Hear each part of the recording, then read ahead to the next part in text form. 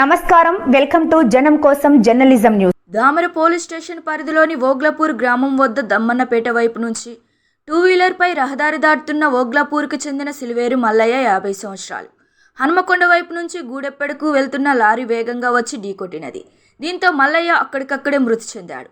ఘటనా స్థలానికి పోలీసులు చేరుకొని వివరాలు సేకరించారు.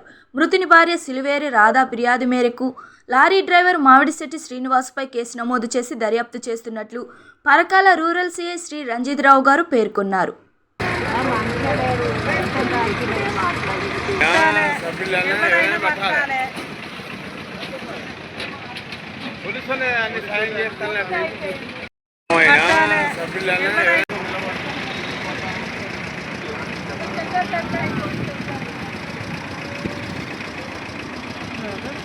ప్రజాసేవకులు పోలీస్ డిపార్ట్మెంట్ ప్రజాసేవకులే వాళ్ళు.